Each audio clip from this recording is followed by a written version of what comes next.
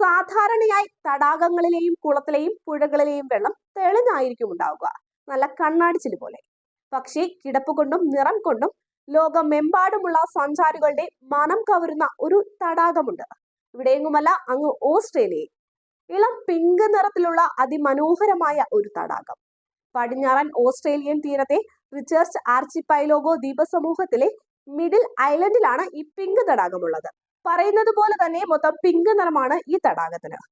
Pink തടാകം എന്നു തന്നെയാണ് ഇത് അറിയപ്പെടുന്നത്. 600 മീറ്റർ നീളത്തിലും 250 മീറ്റർ വീതിയിലും സ്ഥിതി ചെയ്യുന്ന ഹിലിയർ എന്നു പേരുള്ള ഈ തടാകം ജനങ്ങളെ അത്ഭുതപ്പെടുത്തുന്നത് അതിന്റെ നിറം കൊണ്ടാണ്. ആകാശത്ത് നിന്ന് നോക്കുമ്പോൾ ഭീമാകാരമായ ബബിൾഗം പോലെയാണ് ഹിലിയർ തടാകം കാണപ്പെടുന്നത്. 1802 സമുദ്ര പര്യവേക്ഷകനായ മാത്യു ഫിൻഡർസൺ ആണ് തടാകം ആദ്യമായി കണ്ടെത്തിയത്. പര്യവേഷണത്തിനിടെ മരണപ്പെട്ട